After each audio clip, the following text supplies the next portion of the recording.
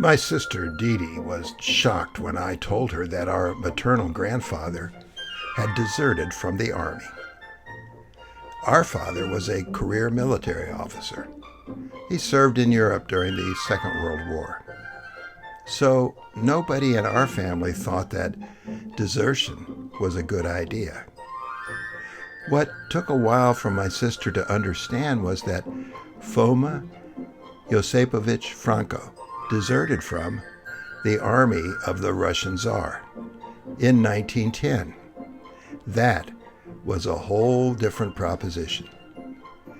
In the first place, the Tsar's army was brutal. Basic training consisted of getting beat up every day by the next person up the chain of command. Officers in active service routinely slapped, kicked, and punched their subordinates. And they stole their subordinates' rations money. So many soldiers had to get civilian side gigs so they could eat. Like a taco stand. All things considered, desertion was a good career move for Foma Franco. Also, if he hadn't deserted, he would never have met my grandmother, and we would never have been born. Think about that. Here's how it all came about. Foma Josipovich Franco was born at a place called Budriani in Lithuania in about 1885. Lithuania was then part of the Russian Empire, so technically Foma was Russian. But Franco is neither a Russian nor a Lithuanian name. So Foma Franco's family must have migrated to Lithuania from somewhere else. Now it happens that Franco is a common name among Sephardic Jews. I know a couple of Jewish Francos myself. So Foma may or may not have been born Jewish. Sephardic Jews are the descendants of the Jews who were expelled from Spain in 1492. Many of the Sephardim were welcomed by the Ottoman Empire in Turkey. Some of them then migrated northward through Eastern Europe and ended up in places like Lithuania. In fact, there are records of Franco families in Jewish synagogues in Lithuania around the time of my grandfather's birth. Unfortunately, many of the genealogical records from that era were destroyed in the course of revolution and war.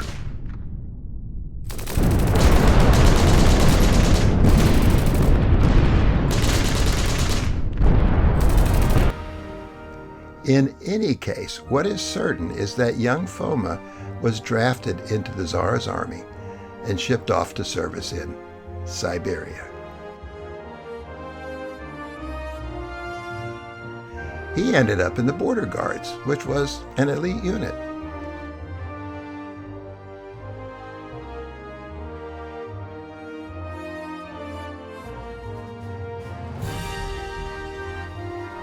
He was stationed in Harbin, China, which was an important railhead under the control of the Russian Empire.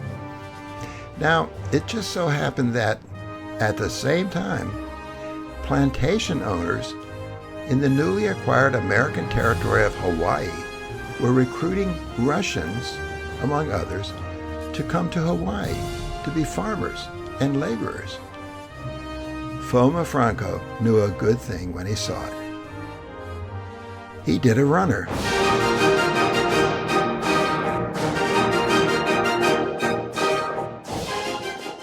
And ended up on a ship sailing from Kobe, Japan to Honolulu, Hawaii in 1910. Not incidentally, Hawaii's population grew by 25% that same year. Now, there was another family on that ship traveling from Siberia. This was the Neskromanya family, the family of my maternal grandmother. Foma and the Neskromanyas ended up on the Parker Ranch, a huge cattle enterprise.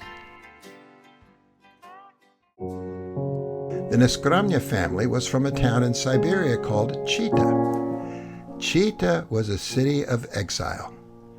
Would-be revolutionaries, and any others who displeased the Tsar, were packed off in large numbers to Chita.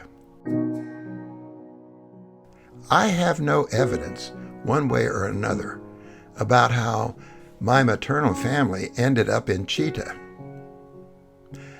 I do know that a lovely young woman named Anna was part of the Neskromanya family.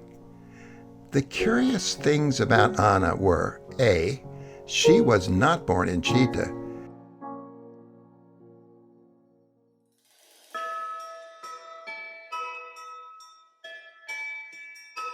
and B, she was ethnically Mongolian.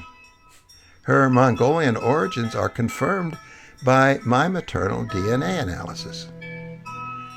The rest of the Neskromanyas were Russians of European stock, basically white people.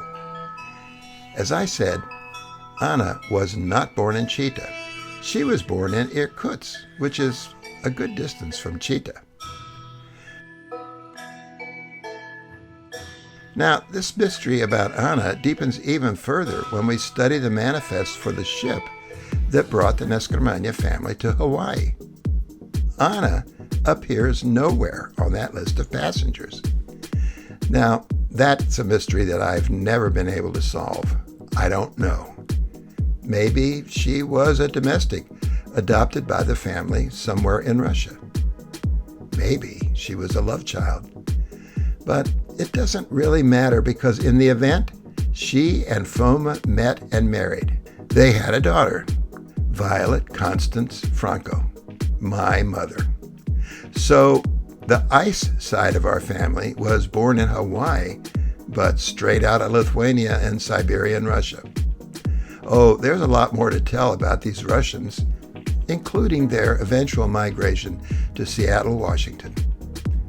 But in the next episode of Fire and Ice, we will return to the story of my father, Gregorio Adan Diaz, and explain why a man who was born in Spain claimed that he was born in Mexico. Oh, and also he lied about his age. See you in the next episode of Fire and Ice.